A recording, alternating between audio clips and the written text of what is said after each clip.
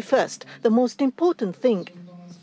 We should prioritize. I was always trying to think in terms of priorities, the compliance with the laws and the corporate ethics and safety. Safety first, always, and then comes the cost. So, and quality. So the economics, as a consequence, is something to follow everything else. That was my argument. So I have always stated that the results will come later. So safety first is what I have always said. Regarding your statement, the safety should come first. So suppose that economically, in terms of budget, even it's costly and expensive, then you still felt that the safety should come first. Concerning piping, for instance, the problematic piping replacement could be very costly. And there were some estimates done to that end. And concerning the backtest issue, again, the anti-seismic reinforcement could be also very costly. I believe that you sensed those issues still, that you felt that safety should come first. Am I correct? Yes. Safety should come first. Safety is the basis. I think that I followed that line of thinking. Well, given that, in the meetings that were held at the time, Mr. Muto, yourself, regarding the nuclear, there might be some possibility that there will be some capping employed for nuclear. I think that was your statement. But rather than reflecting your statement, you are actually feeling a sense of caution because of that possible movement to that end. Since it's a company, their budgets, there is the issue of money. But when we consider nuclear, the size of the cost would also be one of the results. We need to build safety. And then when what's required must be spent. Otherwise, we simply cannot keep nuclear. Even still, it's not just about our plant. It's true all over the world. The highly safety plant has high performance, and also it's economically good. I think that's what we see the world over, not just in our place. So high performance, for the lack of better words, we have to build our discussion from the safety. I believe that we follow that line of thinking. I understand the position of Mr. Muto. Is it shared within your corporation?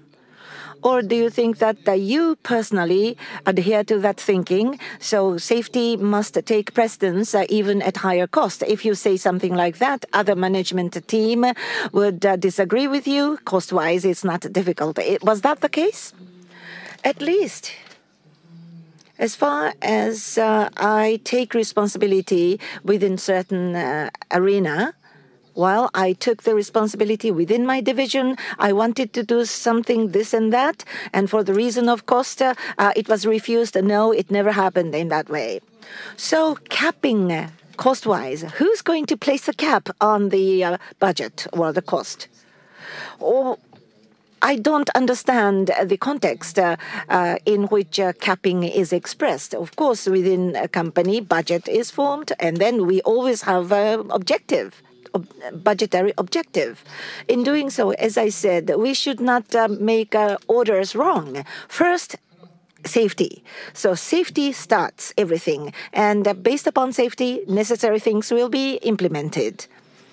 If we find out that there is a huge cost, if it is necessary, then it shall be done. Of course, there are certain room where we can maneuver, but safety is the very basic. It is impossible to remove safety or do anything about safety.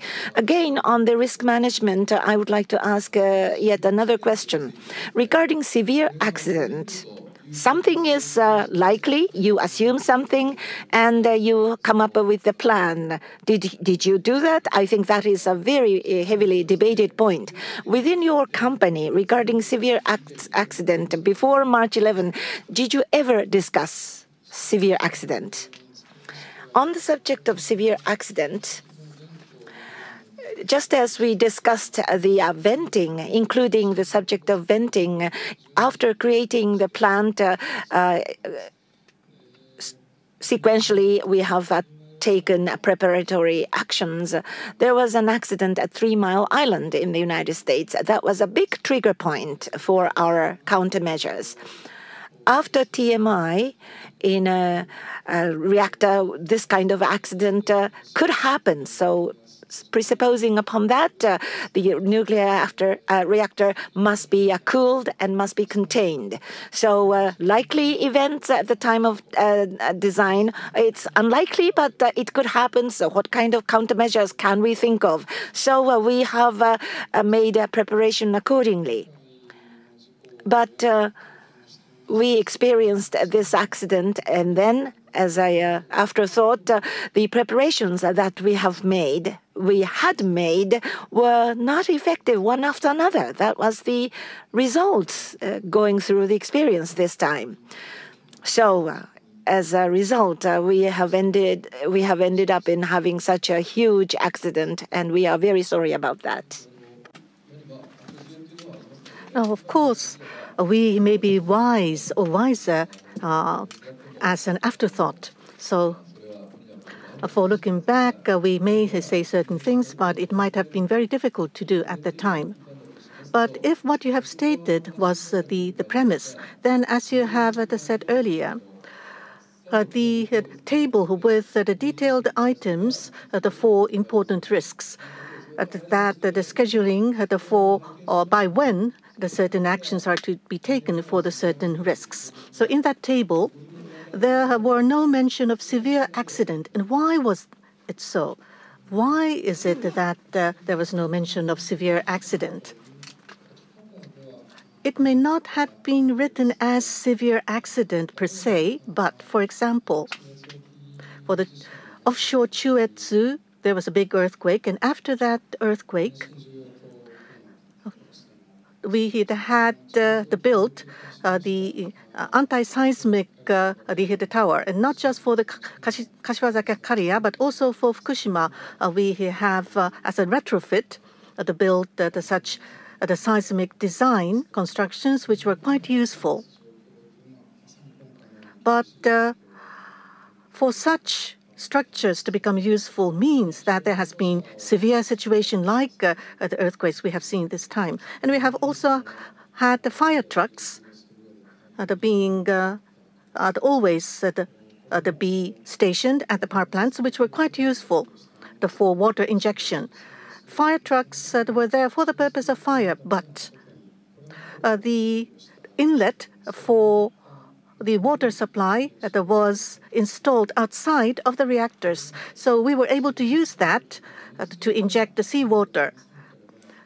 And this was also for the emergency purpose. So even though it did not say severe accident per se, but if it was within the design, even though everything was within the scope of the design, what were not supposed to be used or necessary, we have also installed them as well, with the assumption that there could be a certain difficult accidents that could happen.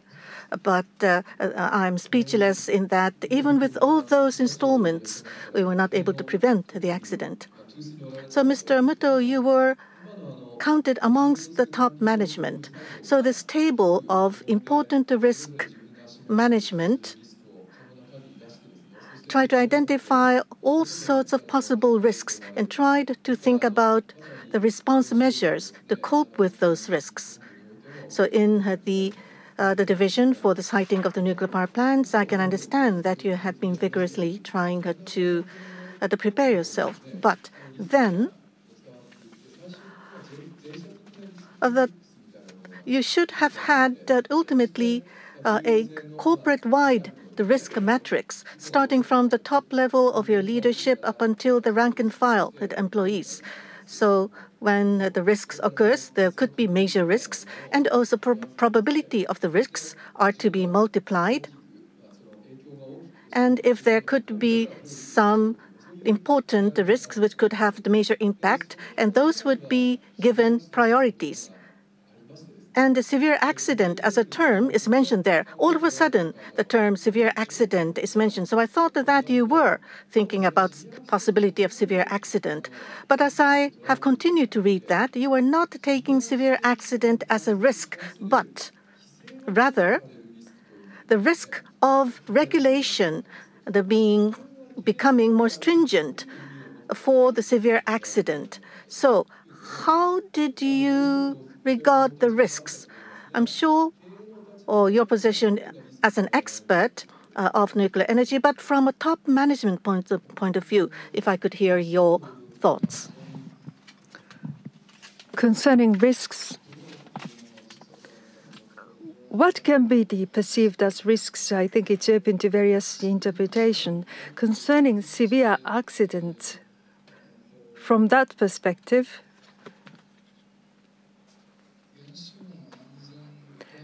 the safety of the nuclear reactor might be damaged. That, based on that assumption, the discussions cannot really take place. Let me explain. Because reactor, we are operating reactor based on the assumption that the reactor is safe. So that safety is ascertained. We felt that it was ascertained, but concerning that reactor, for a higher degree of safety, the various measures must be taken. Naturally, that's necessary. From the beginning,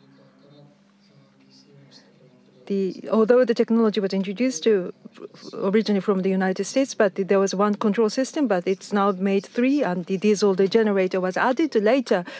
With these additional measures, safety level has been increased and improved. By taking these measures, the overall safety can be enhanced. But regarding taking these actions, the plant, the operation, the schedule might be affected. Or separately, about the licensing and approval, the additional human resources might be necessary. So there are the possibilities involved. Of course, that must be done, and we do this because it improves the safety. But there are those things that might be required additionally. And with that thinking, I think they have been listed as risks. And I think that's some of the things that you saw. Your explanation, I understand. But simply put, severe accident, awareness. When you have heightened awareness, then the government will come up with many regulations, and then you have to react to heavier regulations. Then it will involve costs. That's the ordinary managerial judgment. So regulation increases, which will give impact cost-wise. And you follow that line of thinking, and then you have to consider additional funding or financing. It's a positive countermeasures in that situation. So in that vein of thought, you may understand it as a risk. But conversely, you want to avoid to the extent possible. That may be a way of looking at the situation by risk. How would you comment to that? Well, as I have been explaining, with enhanced safety, and then for some different reason you don't like enhanced safety, no, that's not possible. Whatever the case, safety comes first. At a certain level, you are satisfied, and then you don't do anything about it, then the safety level will worsen. So you have to always seek for higher dimension, and that leads into the general improvement of quality. That is the gist of safety. You don't like something, so you compromise safety. No, that's not the case. You demand new resources if that is something which is required. So management must have a solid judgment about having additional resources. I think that is possible in our endeavor. The other day, from NRC, we heard the explanation in this commission meeting. On that occasion, regulation is regulation, he said. It is the bottom line request. It is the minimal request. On the operator's side, you have to have a voluntary restriction or voluntary regulation so that you develop a higher standard of safety by yourselves. And in order to comply with that, you make efforts. That's what he explained, person from NRC. But if your line of thinking is at the basis. Regulation is not a risk. Whether, irrespective of the presence of regulation, you should certain safety measures that you should achieve, and then you will identify those measures, and then you will find out the financing availability. So that is the management judgmental procedure that should be there, but I don't find it in TEPCO. The Japanese power operators are led mainly by TEPCO. So TEPCO, but we don't see TEPCO's efforts in ever trying to have enhanced the security. So from your remarks, usually that kind of action would come out. But is there a reason for not having that? Commissioner, you are talking about a certain aspect, and I fail to understand concretely what you are trying to get at. Rather, I would say this. So overall power business community has made lots of efforts. If there is a safety-related question, or if we want to go even higher, if there are necessary technical challenges, then companies put up money so that we can have a common research to upgrade the technology level. We all study the possibility of enhancing technology level. We did that. Another thing, for example, if incompatible management is done within the power plant, you have all sorts of troubles. Usually, you don't want to talk about it outside the company in other industry, but in the nuclear industry, if there is a problem that should be shared, so there is a common database, so we put our troubles into that common database. If there are major troubles, then we will issue notice, and let's do this about this problem. There is a conference, there is a colloquium to deal with this. Regulation is not the only thing for running our operation. Just one more point that I would like to ask of you. Now, you were talking about we were talking about the risk management, the council, the minutes. In the survey had made it for the mistake on instrument installment in Fukushima, that it has been revealed that the literature or documents on the equipments that have remained. Do you mean the blueprints, the drafts, for instance, also specifications, or the documents to do with the system design, as well as all the literature to do with the equipments? So as a risk that those documents were not being fully being prepared. So whenever trouble occurs, you will not be able to collect the relevant information that there could be the risks involved in trying to respond to any incident. And that has been pointed out. For Fukushima Daiichi Nuclear Power Plant, you had the awareness and recognition of that. But the process to try to remedy that was supposed to end in the fiscal year 2012. So unfortunately, you were not able to have the regime ready yet. So couldn't you have had a much faster response on that? There is such voluminous documents necessary, and the new nuclear power plants, especially, it had been all made into electronic the forms for all those documents, that you will be able to operate from a distance remotely. But the Fukushima Daiichi nuclear power plants actually was built back in the 1970s or 60s, which means that everything was in paper, not in electronic form. And initial design, the process that have been followed suit for building power plants, but new equipments have been added, and the routing for the piping may have been changed and revised. And we need to have a proper management of everything. That is true. And we were trying gradually to sort out all the documentation, but it was quite time-consuming. So it was supposed to take until 2012. So as a consequence, the system was not yet ready. And was there any impact in your response to the accident? So far, I don't think there is anything in particular that would indicate that what you have just spoken have had any impact. So after the risk has been identified, there are all sorts of plans and programs, but I think it is too late in many cases. You're too slow. For instance, about the back-checking. The schedule for the ending of the process is too far out. For instance, the closed to the years 2020, for example, 2018, for example. You may be able to finish everything, but thinking about the normal timeline, it is too slow, I believe. It seems that you are so easygoing or relaxed, so to speak. Is there any reason for that?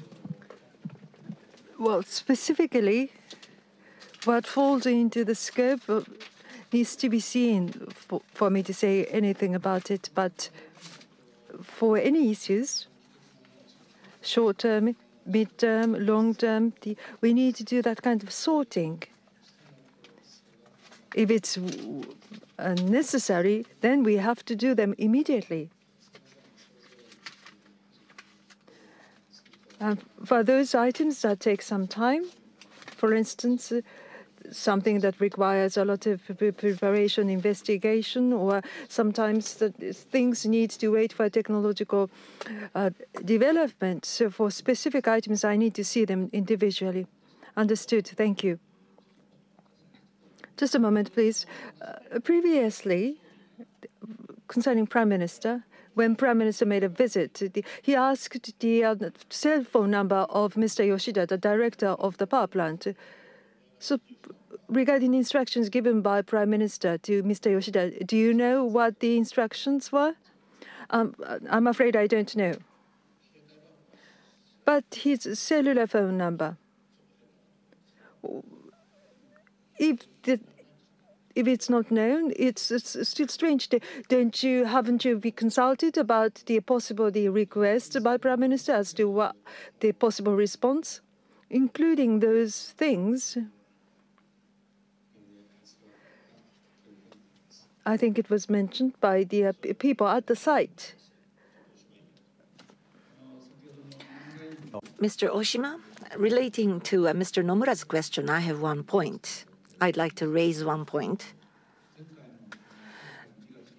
On February the 27th, Dr. Meza, the former chairman of NRC, came to this commission meeting, and he talked about safety culture in the field of nuclear operators or those workmen, regulators, all stakeholders as individuals. The maximum level of responsibility must be felt regarding the safety of the nuclear operation. It is very important to have that awareness, he said. So, if the staff members, employees, or the workmen, if there are any problems, then the problems would be conveyed to the supervisors. And if there is an expression of safety concern, it is a kind of a whistleblower, but this whistleblower should never be penalized, and this person must be protected, he said. And the safety concern must be fully deliberated at the high level. He said that it's very important, and he said that in the United States it is being implemented. I think it sounds matter-of-factly that such things should be done, considering that aspect in our country. In the past, accidents did happen, like JCO and so forth. And then TEPCO has the character of hiding anything. It's been very much talked about. And then regarding severe accident management measures, tsunami measures or earthquake responses or accepting IAEA standards, TEPCO was slow in accepting them, or rather passive, not willing to accept. Those things were mentioned in the past. So in the case of your company, TEPCO, what about safety culture? In order to enhance the safety culture within the company, what kind of training, what kind of education being provided? What is the internal discipline regarding safety culture? Can you explain that? A variety of programs were implemented, I believe, especially in our case. In 2002, we had a major problem, scandal. And since that time,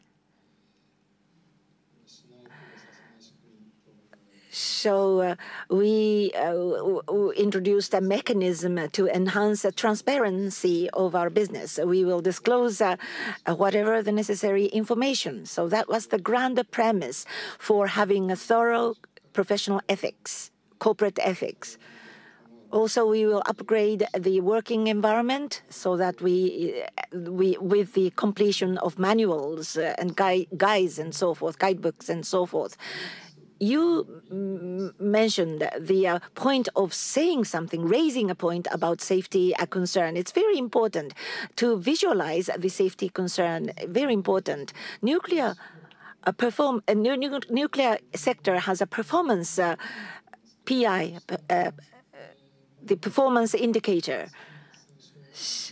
So between head office and the local sites, we manage such indicators. What was done, what was not done, what was the reason for not doing those, not reaching the indicators. I am a part of that discussion. We have done this kind of deliberation continuously. So this PI is common in the whole world, and you can always relatively position, you can visualize the position that you occupy in the world nuclear industry. So we want to enhance the safety level by these programs. You mentioned individuals. Individuals must have the sense of ownership. The safety awareness is very important, as you point out. We have a training program at the power plant, talking about power plants. If you are supervising a group, such supervisors should receive training. For example, the communication with people. What should be done in communicating? If you have a safety concern, how do you find an answer interpreting such a concern as your own problem? In a systematic way, we have the training program. Well, we will visit you, and we'd like to see what kind of programs you have. My name is Ishibashi. The time is running, but before the accident, I would like to ask some specific questions to do with the seismic safety in the plant. In 2009, in September, 2006, September, there has been the seismic back check that was conducted with the NISA giving instruction for that. So for Fukushima Daiichi nuclear power plant, the unit 5 has become the representative unit, and the interim report that was published in March 2008. And in 2009, June, for the other units, for Fukushima Daiichi nuclear power plant, for units other than Unit 5, the revised interim report has been submitted to NISA. For Unit 5, in the Advisory Council under NISA, assessment was made. And for the other units, the similar process that was followed is what has been reported. But my first question is, for Units 1 and 3, if I can focus on Units 1, 2, 3, the SS, the standard, the 600 gal, the earthquake that the maximum design at the level that it could be able to withstand that level of earthquake? And are there any equipments and systems where the seismic retrofit the work has been conducted? So did you say from units 1 to 3 for 600 gal for adopting the level? I believe there were different thinking and arguments. I don't have those notes at hand, so if I could check and inform you later. But if you have done nothing, so 370 hitagyal, for the older the earthquakes, that was the standard, that was the level. So you may have had to do nothing to try to clear that level in the formal guideline. But then when you have made the calculations, then 600 gal would be possible. I think there were the certain systems as such. But in the interim report, for the piping as well as equipments, the number is quite limited, including the control rod, only 7. And the sections of the assessment, the most stringent, were being chosen, but only limited and handful of the sections, which means that enormous the part have not been assessed in terms of seismic safety. But as you have prepared the report for seismic safety after June of 2009, can I understand that you have continued with your work? Yes, you can understand correctly. But then immediately before the 311, the process have not been completed. Is that right? Yes, you're right. Which means then for Fukushima Daiichi nuclear power plant, the 600 the gal, the maximum acceleration SS that you thought, we think that the plant will be able to withstand that level of magnitude of earthquake. But then all the pipings and equipments necessary for safety, majority of them have not been checked at all. Isn't that a fact? Whether the equipment or piping can be able to withstand, that could be a little bit different perspective. As you have pointed out, in 2009, we had interim report. These were for the major equipments. If we are to contain the nuclear power plants, for the important equipments under the new guidelines for the seismic design, that we have checked whether they will be able to meet the guidelines. And for the remainder equipments, we were checking in more of detail, and we were still in the process, and then we met the accident. But for the instruments as well as equipments, on a design basis, we need to look on the basis of the design basis, as was mentioned earlier. But in actuality, whether an equipment that could be destroyed or not is a totally different question. That's right. But as I look at the review by the NISA, the portion that was actually reviewed, the stress value was calculated, and against that the standard, whether it's because it's below, because it's lower, then that's okay. That's what it showed. So whether that's really shown properly or not, I think is a very important matter. What I want to check is this immediately before 311. Oh, one another thing, including control rods, 7 facilities, the equipment and piping. There are other systems and equipment that are also important for the purpose of safety. But for the time being, 7 were chosen. In the TEPCO's interim report and also in the review by NISA, that was clearly explained, which means that concerning the important equipment and piping, they are not necessarily checked, and then you are hit by the 311. So objectively speaking, this is what has been happened. Am I right? Concerning the magnitude of the seismic wave, I think you are right. But as a result, what was the possibility that the plant might find itself in. From that perspective, 370 gallons, or what was thought initially, and what actually happened when I look at the difference between the two, we have used a huge the vibration table. So there is a lot of the latitude when the design was made. I think it's correct to say so. Continuing on, may I add, originally, unit number 1, you have the turnkey contract with GE, and it was built. Then the maximum acceleration was 256, but in 1978 it was changed to 370, and this time around it is elevated to 600 gal. So in between, you may have done the retrofit and the fortification and so forth. We will have to check. We will have to investigate continually. So thank you very much for this particular point. Next point.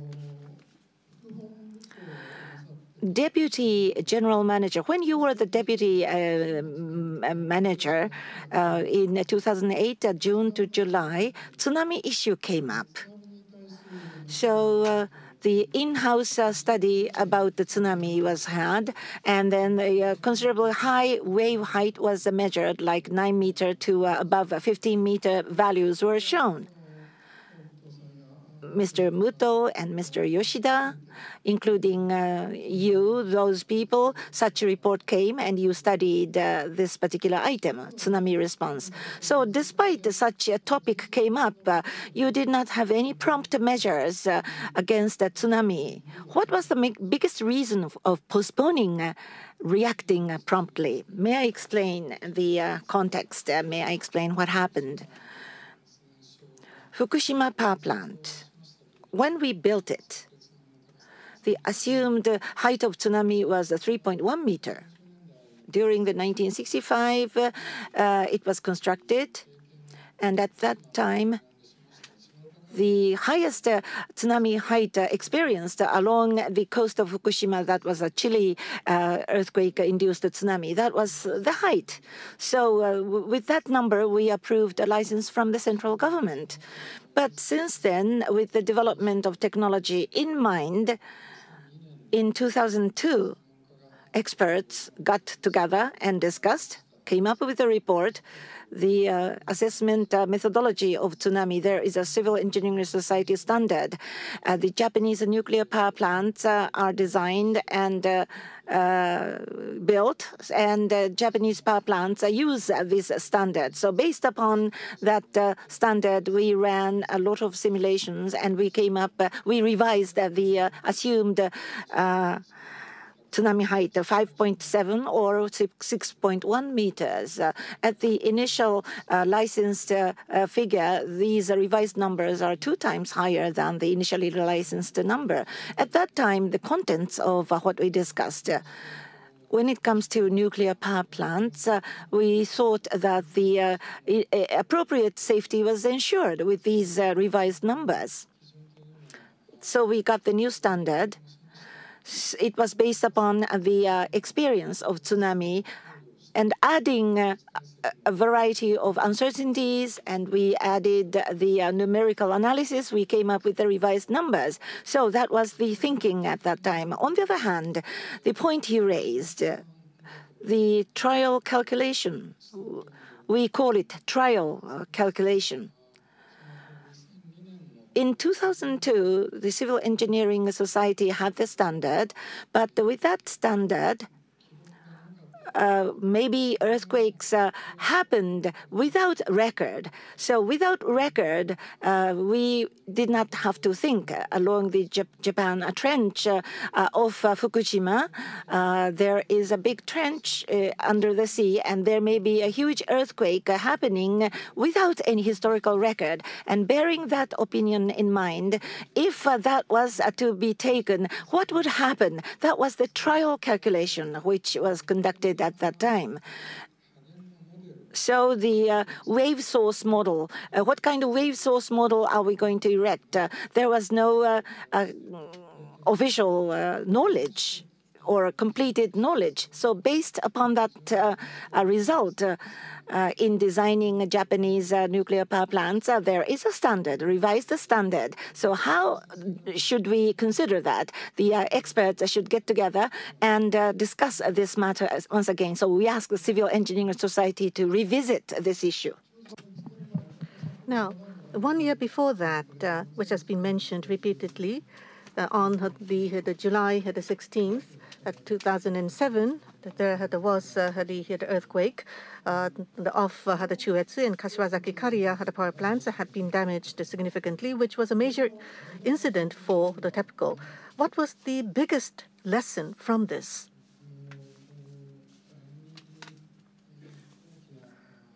This was a big earthquake, and there were several lessons learned.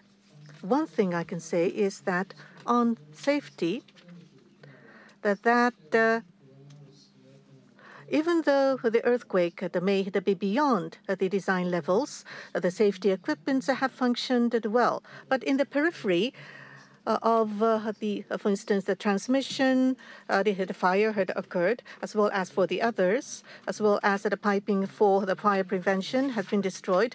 In the periphery, there were damages had been seen. And we had to have additional measures to withstand even a bigger earthquake, and we have taken those measures.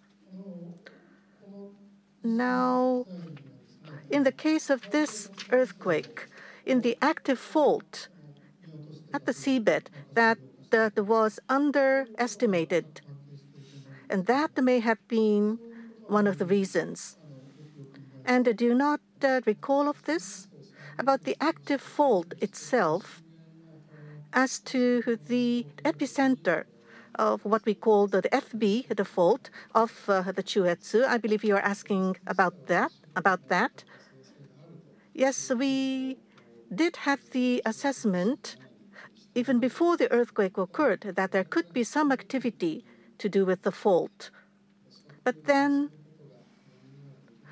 unfortunately, we were not able to predict, that is to say, the wave from the epicenter that may come over to the very highly complicated topology in Kashiwazaki, that it could be amplified several times.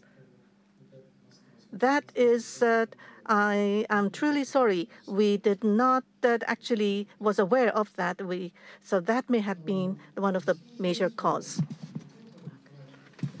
Looking at the earthquake phenomena as a whole, the active faults, and also the epicenter, and then the seismic waves that emitted, that propagation until it reaches surface, and also the shaking of the land and the crust movement, tectonic movement after effects. Should that happen on the seabed, then that could cause tsunami as a total phenomena. Those are some of them. In the Kashiwazaki Kariwa was hit by that earthquake. In offshore, it was really out of the assumption that it could happen from that seabed offshore, and because of the complex topology that happened in the end, such the magnitude was not really foreseen. The seismic phenomena was perhaps underestimated, and it was really not enough. In my opinion, at the moment, that was the active fault in the seabed, and also the propagation of the wave.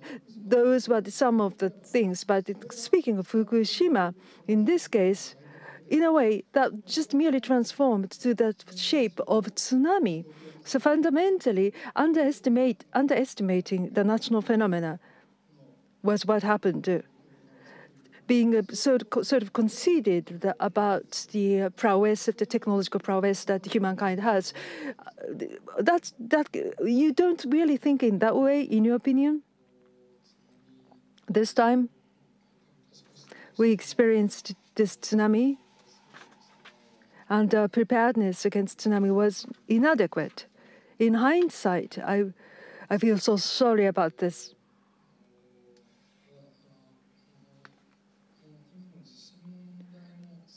But concerning the issue of earthquake and also concerning the issue of tsunami,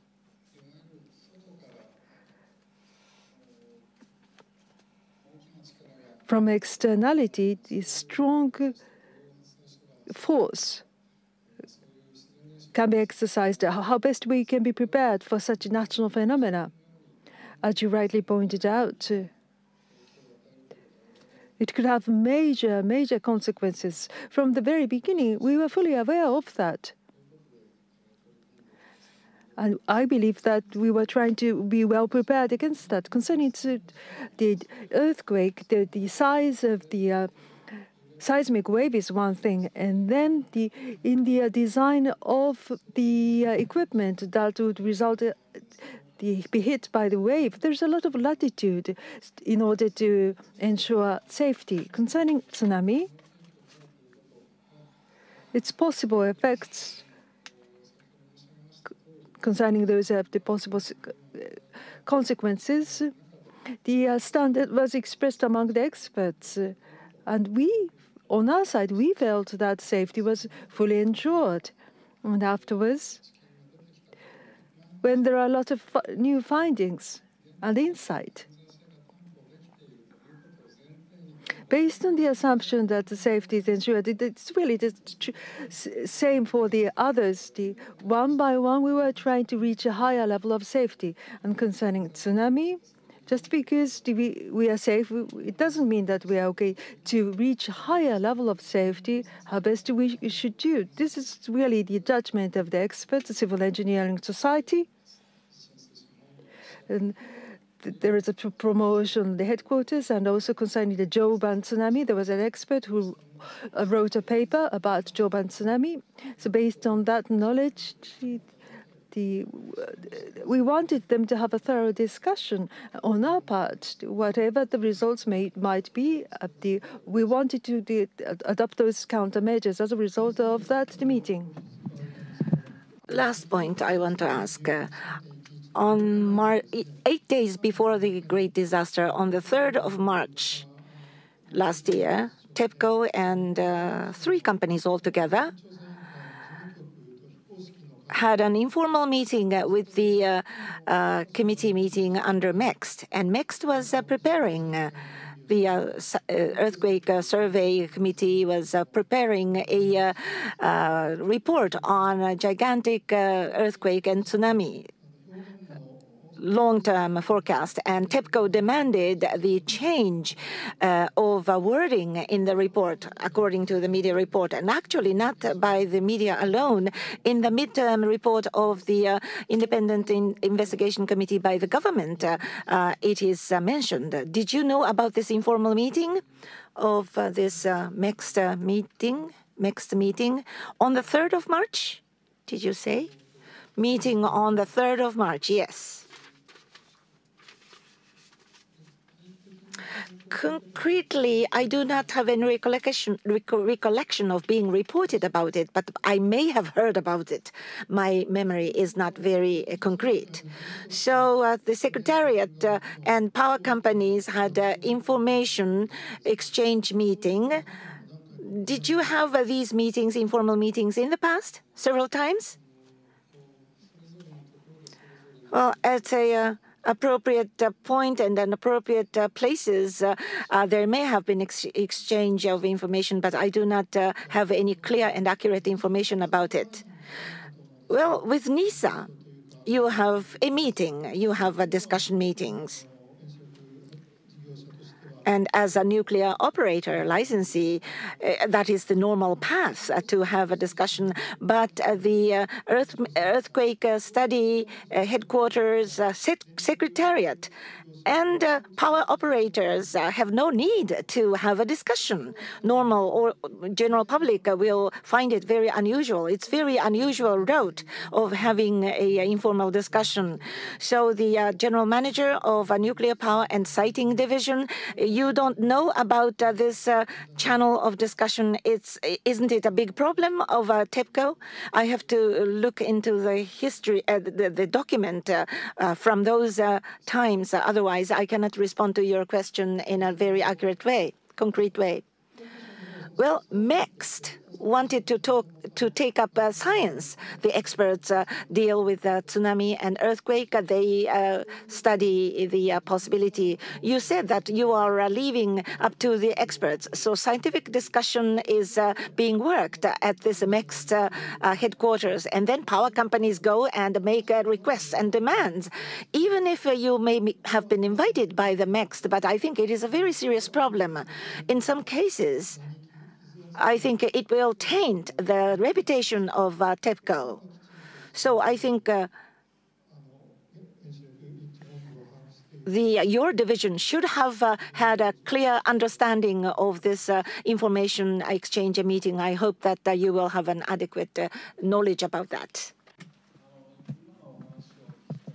Now, as I was listening to your statements, it seems that you have been listening to the experts, including the Civil Engineering Society and so forth, that you were waiting for their conclusion after their deliberations. But the risks and dangers are always there, constantly there. And if you were fully recognizant of the possible risks, so whilst you were waiting for the experts' conclusion, you must have continued to undertake the necessary measures for safety purpose. And about the back-checking, the seismic standards have been changed twice or so. So the safety assessment had to be redone, so to speak. So after once again doing the assessment, have you reported if you have identified any problems, not to the public at large, but to a limited group of people? Have you made the report? And also, actually, made repairs, the so-called backfits, or wasn't it the fact that you have taken time to install the backfits and then submitted the report? So there was a time lapse in between, perhaps. Wasn't that the case? And when you say experts, was it adequately wide-ranging enough? Because there were different perspectives on safety. When you say multi-layered, the safety, the protection, for instance, even though you may have had emergency lines for power supply, apart from just one, all the others went down. So when you say it is redundant and multi-layered, just by making it redundancy would not be enough in terms of safety. So was it sufficiently broad-based when you have listened to the views of the experts? You have to have, indeed, the broad-based view. And there are best practices globally. And did you have ample information and also make site visits so that you will be always be abreast with the cutting edge, the leading edge safety, the measures, or not? One thing is that why was it that it took so long a time for the back-checking? The guidelines have changed, and all the power plants on a nationwide basis had to go through the same process. But it was in only a limited facility where we will be able to actually conduct, that is say, the people who can actually do the back-checking was quite limited in number. So we had to have the cooperation and support of those who have originally designed the reactors. So it took time to do that. And as for the best practices, we were not just looking at our own facilities, and we were looking at widely in the whole world and tried to introduce what could be introduced and necessary to be introduced. About the tsunami, I'm very sorry, but we did not actually think or assume that those kind of things may happen, and I'm very sorry that actually it occurred. Well, civil engineering is one, the construction, the society is another, and there are other organizations, societies in Japan concerning the tsunami. It's always one of the themes. There's the architectural society as well. Haven't you conducted checking on those?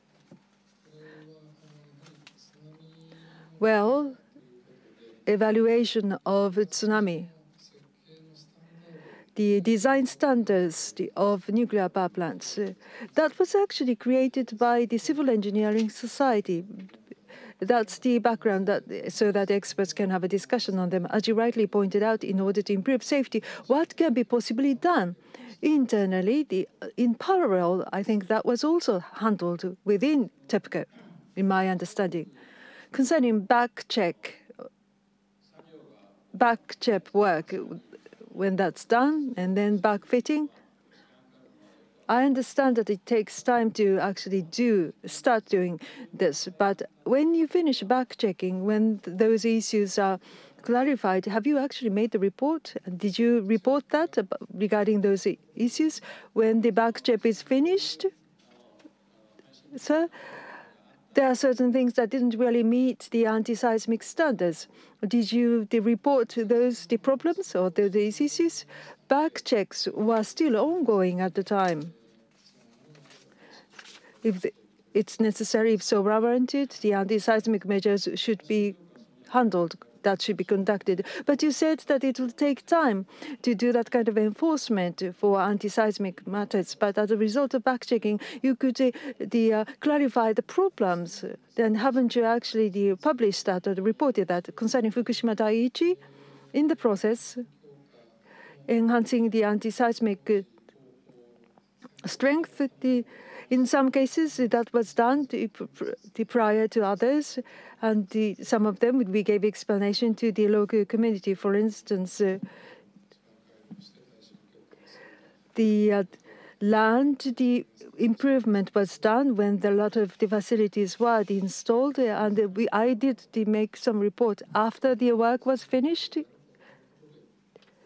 I made a report, as if the memory serves me correct, that we were going to do that. Mr. Nomura? Sorry for my soft voice.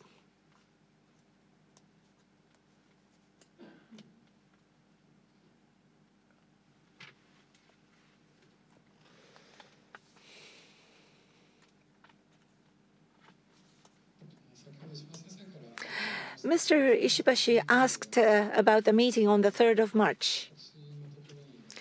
To me, an email has come. So it seems from the record of my email, I have been reported about that meeting. But it is a request from MEXT. They asked us to go, so we went there.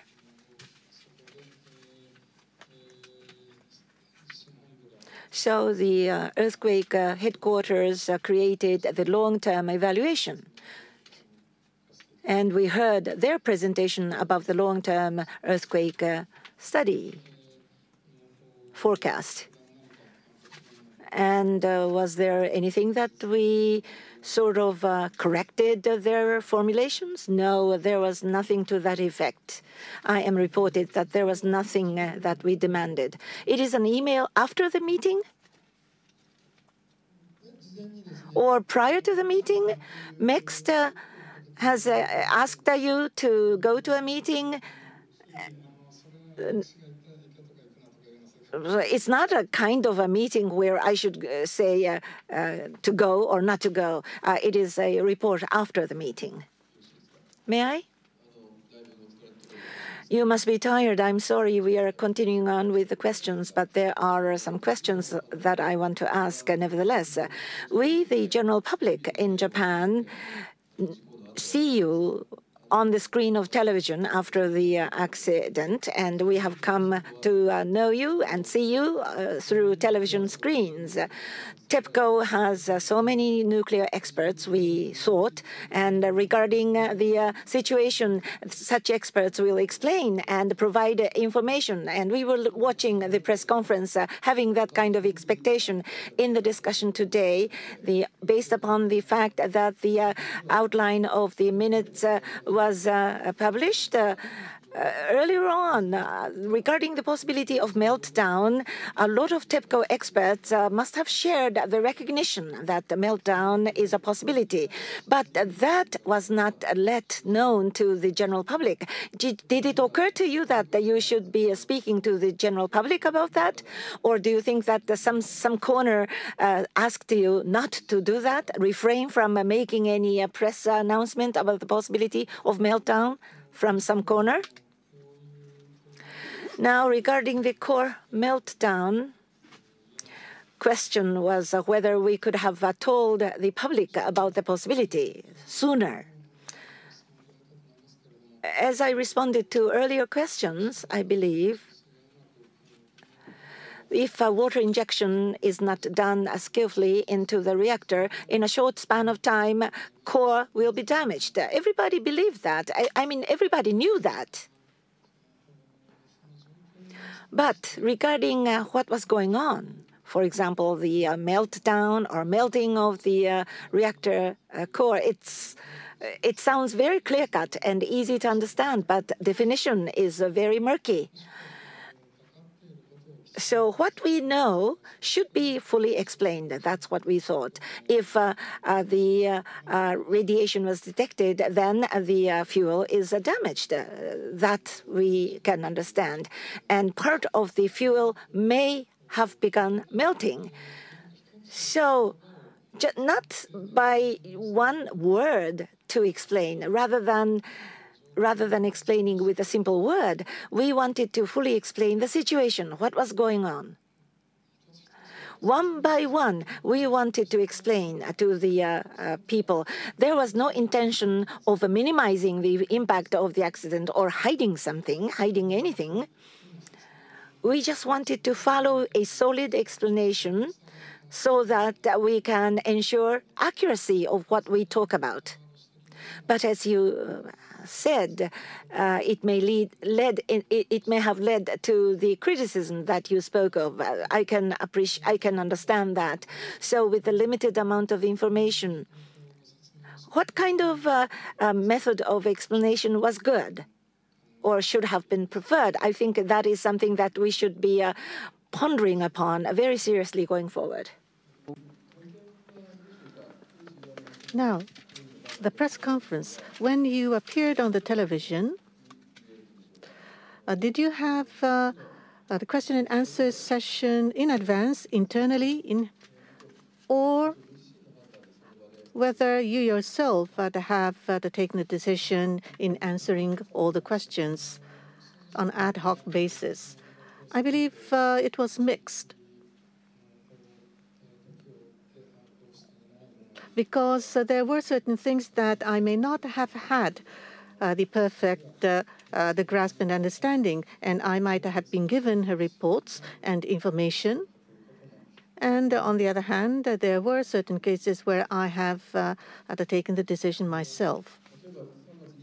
For example, on the 17th of March, for the press conference, I believe you have made the statement that for the nuclide, for the nuclides,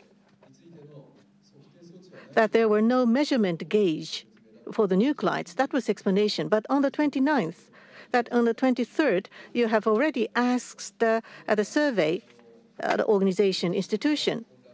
So you may also have been rather confused looking back from now and looking at the record, the minutes. So even for the executive vice president, accurate information may not have been conveyed. That for the nuclides, the measurement instrument, that was not there. I think what I have said, meaning that it was not inside the TEPCO's domain office. I believe the beta about the beta being that not inside the TEPCO. That was the intent of my statement. But in any case, I do understand fully that it may be difficult for you to answer to what have happened in the past. But even very recently, there has been a certain cover-up of troubles, and the Japanese people know of this. And the people had a lot of distrust of TEPCO that no good and accurate information cannot be given by TEPCO. And you said that you have tried to exercise caution, and you didn't want to reveal too much or too many things, and that would be wiser, perhaps, was your decision. As you say, looking back from now, the transparency, it was the key word, that we should reveal everything, expose everything, the facts, whatever that may have happened. And that has been the basic policy, and that was consistently followed. But to try to accurately convey what was actually happening and what is actually understood by the other party, these two are totally different. So how shall I say? I was myself was still wondering, and I cannot really give you a good answer. Thank you. In your today's statements, Prime Minister Kan, based on the misconception, he reprimanded you, TEPCO, rather harshly, and you made a statement about that. But I think some Japanese people think that your statement should have been much more strong, that it was based on the misperception. And concerning the fact that Prime Minister was actually visiting there, perhaps at that time, on that occasion, on the spot, on the TEPCO side, you could have made a stronger response that TEPCO was the person who was the direct party involved.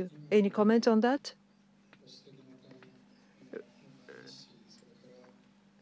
Regarding your comment, yes, I understand where you are coming from, and also the tsunami and severe accident that you have already talked about. Through this accident, what should we have done?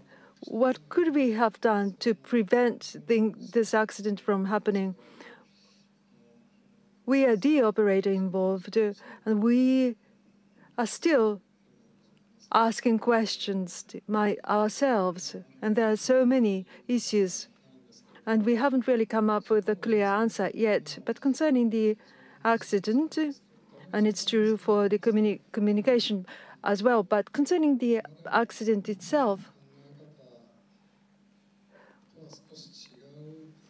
different from our past way of thinking, a new way of thinking, for instance, concerning tsunami and concerning earthquake, we need to come up with something. Otherwise, we cannot really do design work. Separately from the scenario, even if we are hit by something beyond assumption, beyond imagination, at minimum, certain things must be ensured. That kind of a flexible thinking is perhaps what was needed. In retrospect, that's the impression that I have, but including the communication issue that you raised. Changing the kind of a way of thinking that we trapped ourselves in, perhaps that new way of thinking might have been necessary. In retrospect, that's how I feel. That is a very fundamental issue of design philosophy. At the very end, in the interest of time, I'd like to ask a simple question, two questions. Either you can say yes or no. Mr. Ishibashi will ask a question. Very simple question. Mr. Ishibashi, please. The earthquake study promotion headquarters had the long-term forecast, and they came up with the observation, which is different from civil engineering society's standard. And then 2008, TEPCO did some study, you said.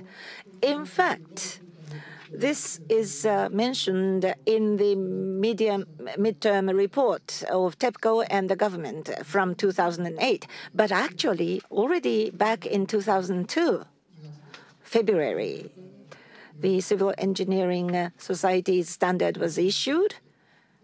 Technology was issued, and then in the same year, in July, the earthquake study headquarters issued a long-term forecast, and then as early as in August, TEPCO experts working on tsunami identified the difference between the two. And they were worried about the gap between the two. So they consulted university professors. It's a fact. Did you know about that? Concretely, what kind of professors were contacted by whom, I do not have any knowledge. But naturally, that kind of discussion can take place. Nothing wrong about that. Now, at that time, if company made its a corporate-wide initiative, you should not have wasted 6 years afterwards. Mr. Tanaka. 2 meetings ago, same question was presented to Mr. Terasaka, former Director General of NISA. And he said he didn't know. And the answer was, I don't know. It's a simple question, same question I will give you. Again, the stress test is being applied, and it is regarded as one of the conditions for recommissioning. If in relation to the efficacy of stress test, if Fukushima Daiichi had a stress test last year, do you think that the accident in Fukushima Daiichi could have been avoided? It is a hypothetical question. Now, stress test this time takes into the loss of heat source, including earthquake and tsunami. Such things were included. What kind of stress test could be applied? Otherwise, you cannot come up with a simple answer to your question. Now then, very, very last. Ms. Sakizuka, who was living next to you, Hachitsuka, who was living next to you in Fukushima. Listening to your response, this is my personal thought. Today, Mr. Muto is here to answer our questions. We evacuees are very much interested in your presence. What kind of answer would he come up with? Is he going to talk about truth? That was the thought. But when it comes to the crux of the matter, you talk about rules and laws, and you don't come up with the real answer to the questions. That's what I felt. It was the same with the Prime Minister Khan. Mr. Muto, you want to talk about something, but you try to grit your teeth because you knew that you are not supposed to talk about it. So you must be feeling very hard inside because you are not obliged. You are not allowed to speak certain things. Mr. Muto, you are here in this meeting. You have lost confidence from us, but this was the golden opportunity for you to regain the confidence that you already lost. I think it was mentioned in the greeting by the chair, but unfortunately, alas, I did not feel any gaining back of confidence. So going forward, if TEPCO wants to regain the trust that you have lost from the people, going forward, what do you think you need to do? What goes in your mind about what you have to do going forward?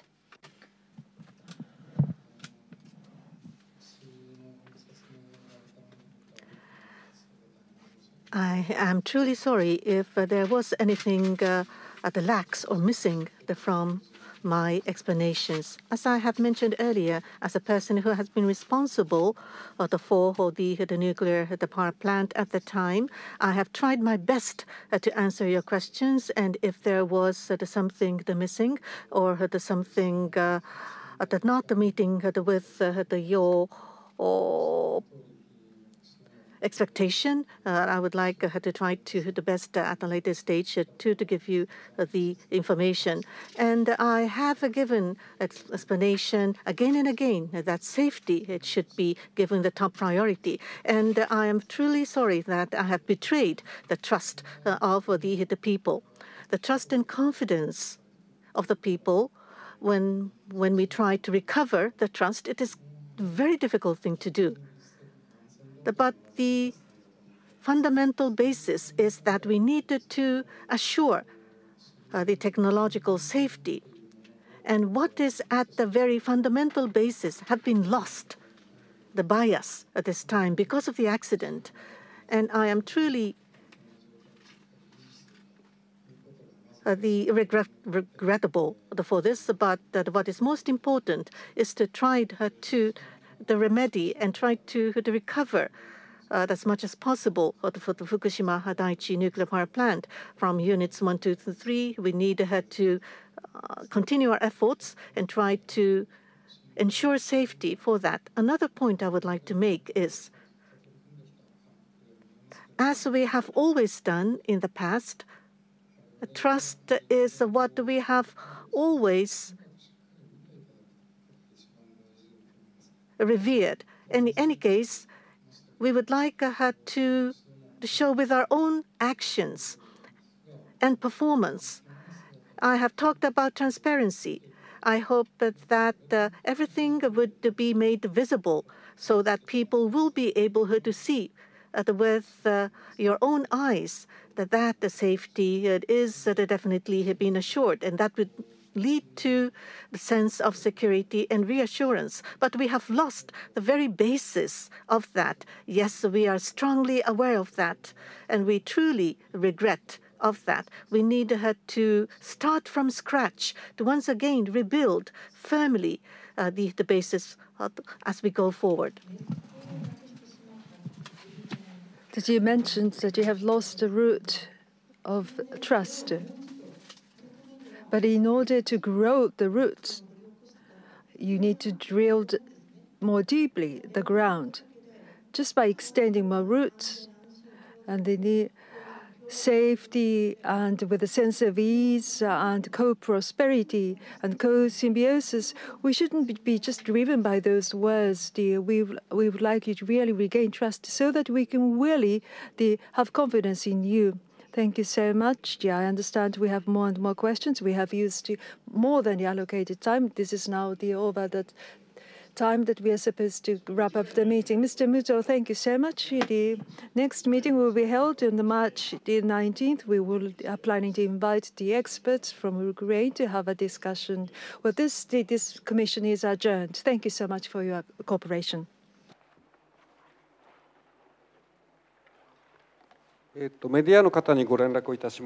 Communication for people from the press concerning the press conference 50 minutes later than scheduled time. We would like to start the press conference 5:15 in this place. Thank you.